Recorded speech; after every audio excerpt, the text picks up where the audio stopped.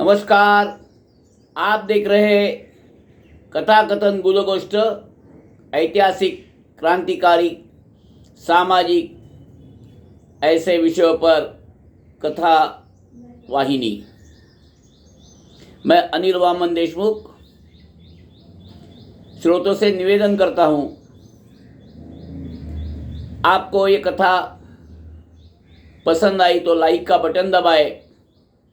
क्रांतिकारियों की जीवनी अनेकों तक पहुँचे, इसलिए इस कथा को आप अपने परिजनों, स्नेहियों के पास वितरित करें। इस कथा वाहिनी के सदस्य बने, चैनल को सब्सक्राइब करें। आज की कथा हम शुरू करेंगे। एक शेर है, शहीदों की चिताओं पर लगेंगे हर बरस मेले, वतन पर मरने वालों का यही बाकी निशा होगा। शायर अपेक्षा व्यक्त करता है कि शहीद जिन्होंने देश पर प्राण न्योछावर किए, प्राणों का सर्वोच्च बलिदान दिया, उनके समाधि स्थल पर स्वतंत्र हुए देशवासी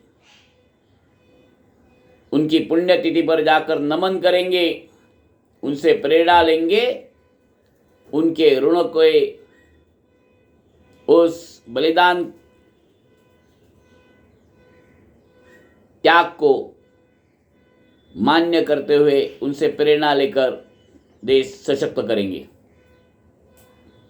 अनुभव ऐसे है कि हम ऐसे हुतात्माओं को भूल गए हैं। 15 अगस्त 1947 को देश स्वतंत्र हुआ। देश पर और देश के बाहर जहां पर भी भारतीय है, वहां पर यह उत्सव पर्व बड़े हर्षोल्लास से मनाया जाता है। लेकिन इसी 15 अगस्त 1947 को भारत माता के एक सुपुत्र ने अपने प्राण त्याग दिए। उनकी यह कथा है। पंजाब के जालंधर में सरदार अर्जुन सिंह जी और उनकी पत्नी जय कौर, इनके 3 सुपुत्र थे, अर्जुन सिंह जी, किशन सिंह जी और स्वर्ण सिंह जी। अर्जुन सिंह जी का जन्म हुआ था 23 फरवरी 1881 को। बचपन में पिताजी के साथ किसानी इस नाते खेती में काम कर रहे थे, उसी समय व्यावहारिक शिक्षा भी ले रहे थे और अपने भाइयों के साथ राष्ट्र कार्य की प्रेरणा लेकर राष्ट्र कार्य भी करने लगे थे। महान सेनानी लाला लाजपत राय जी, इनकी छत्र छाया में ये तीनों तरुण रहते थे। लोकमान्य बाल गंगाधर तिलक जी का पंजाब प्रवास था। इस प्रवास में लाला लाजपत राय जी ने लोकमान्य तिलक जी की एक सभा आयोजित की। इस सभा में और लोकमान्य तिलक के वृत्तपत्रों के लेख पढ़कर सरदार अजीत सिंह जी बहुत ही प्रभावित हुए थे। अपने भाइयों के साथ वो लाला लाजपत राय जी के साथ उनके मार्गदर्शन में राष्ट्र कार्य करने लगे और 1906 में सरदार स्वर्ण सिंह और सरदार किशन सिंह को कारावास की सजा हुई और लाला लाजपत राय जी के साथ सरदार अजीत सिंह जी को हद पार किया गया। 1907 में हद्दपारी समाप्त हुई और वो देश वापिस आ रहे हैं और सरदार स्वर्ण सिंह और सरदार किशन सिंह कारावास से छूट रहे। यह आनंद वृत्त उनके घर पर पहुंचा और सरदार किशन सिंह जी के एक पुत्र हुआ। माता विद्यावती जी को एक पुत्र रत्न की प्राप्ति हुई। तो जय कौर जी ने कहा कि मेरा भागो वाला आया है, और वो देश का भाग्य विधाता बना। वो थे, उस सुपुत्र का नाम भगत सिंह, और वो थे भारत के क्रांतिकारों के मुकुटमणि सरदार भगत सिंह।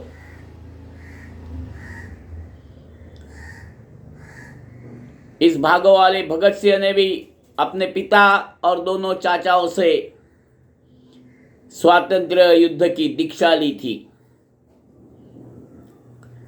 1907 में अंग्रेजों ने भारत के किसानों पर बहुत ही जुल्म बरसाए। साहूकार और अंग्रेज दोनों मिलकर किसानों को बर्बाद कर रहे थे, और पंजाब के अनेक युवा नैराश्य में मदिरा पान करने लगे थे, अपनी खेती छोड़ चुके थे। उन किसानों में अपने देश के प्रति, अपने काम के प्रति निष्ठा प्राप्त करवानी है, उसकी प्रेरणा देनी है।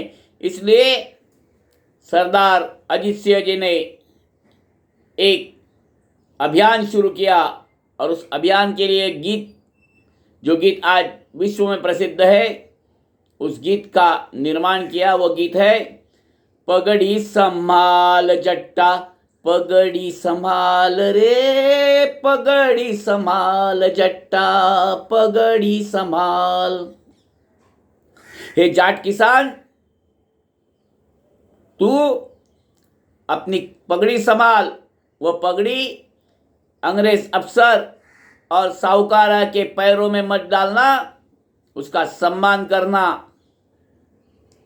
देश की रक्षा, अपने खेती की मातृभूमि की रक्षा करना, उसकी सेवा करना, यह तेरा कर्तव्य है। तो तू ये बोतल दारू और अन्य मदिरापान और अन्य जो शौक है वो छोड़ दे, और अपनी पगड़ी संभाल कर देश का काम, खेती का काम पूर्ण जीवन में अपने मन से, तन से, धन से अच्छी तरह से निभाना। फिर एक बार सरदार अजीत सिंह जी को हद्दपारी की सजा सुनाई गई। 1909 में वो वापिस आए थे, तब उन्होंने अपनी पत्नी हरनाम कौर जी को विनंती की कि मैं विश्व भर घूमना चाहता हूं और राष्ट्र कार्य करना चाहता हूं। मेरे जीवन का लक्ष्य राष्ट्र कार्य है, और मेरा संसार यह राष्ट्र का संसार है। तो मुझसे आप अनुमति दो कि मैं राष्ट्र कार्य के लिए बाहर निकलूं। उस महान पतिव्रता हरनाम कौर जी ने इस महान क्रांतिकारक की विनती मान्य कर दी, और फिर अजीत सिंह जी भारत से निकले।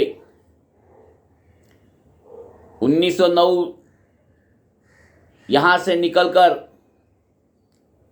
तुर्की, Germany, Brazil, Switzerland, Italy, Japan ऐसे देशों में पहुंचे। अजीत सिंह जी का वैशिष्ट्य था कि जहाँ जाते वहाँ पर वहाँ की बोली भाषा पर प्रभुत्व पाना, प्रभुत्व मिलने के बाद वहाँ पर भारत की स्वतंत्रता का विषय रखना, सभाएं, लेख, वृत्तपत्रों में अपने वक्तव्य, यह सब मार्गों से भारत की स्वतंत्रता के लिए पूरे विश्व को जगाना, और भारत के बाहर जो भारतीय है उनमें देश प्रेम और स्वातंत्र्य युद्ध की प्रेरणा जागृत करना। नेताजी सुभाष चंद्र बोस जब भारत से गए, तो भारत से बाहर जाने के पश्चात सरदार अजीत सिंह जी ने ही उनको हिटलर और मुसोलिनी की भेंट करा दी थी। आज़ाद हिंद फौज के रचना में, निर्मिति में और आज़ाद हिंद रेडियो की स्थापना में अजित सिंह जी का बहुत ही बड़ा योगदान था। 1946 में अजित सिंह जी भारत लौट आए। भारतीय संस्कृति में हम देश मातृभूमि मानते हैं। इस पुण्य भूमि भरत भूमि का विभाजन कांग्रेस के नेताओं ने मान्य कर दिया और मेरी माता खंडित हो रही है, तो भी मेरे भारत के किसी भूभाग को स्वतंत्रता मिल रही है। जीवन भर मैंने स्वातंत्र्य के लिए प्रयत्न किए, मेरी माता की सेवा करने का प्रयत्न किया है। यह भाव अजित सिंह जी के मन में था। 14 अगस्त 1947 को उन्होंने अपने परिवार को, सभी को अपने मन की भावना बता दी कि जिस काम के लिए जीवन मिला था वह काम पूर्ण हुआ है, देश स्वतंत्र हुआ है, अब मेरे जीवन की कुछ आवश्यकता नहीं है। पूरे परिवार के सामने परिवार ने किया हुआ त्याग, क्रांतिकार्य, सरदार भगत सिंह का हौतात्म्य, ऐसे अनेक प्रसंग एक चित्रपट जैसे आंखों के सामने उपस्थित हुए। 15 अगस्त 1947 को देश के पंतप्रधान जवाहरलाल नेहरू जी लाल किले की प्राची पर तिरंगा ध्वज फहरा रहे थे और सुबह 4 से 4:15 के बीच में सरदार अजित सिंह जी ने अपने परिवार को उठाया, एकत्रित किया, जो बोले सो निहाल, सत श्री अकाल कहते हुए जय हिंद यह घोषणा देकर इस महान क्रांतिकारक सरदार अजित सिंह जी ने अपने प्राण त्याग दिए। हरनाम कौर जी ने जीवन भर अपने पति की साथ दी। माता विद्यावती, सरदार भगत सिंह जी की माता जी, इन्होंने स्वातंत्र्य के पश्चात महान क्रांतिकारक बटुकेश्वर दत्त के लिए भी, उनकी अच्छे स्वास्थ्य के लिए भी प्रयत्न किए। ऐसे इन महान सेनानी और उनके परिवार को आज विनम्र अभिवादन। जय हिंद।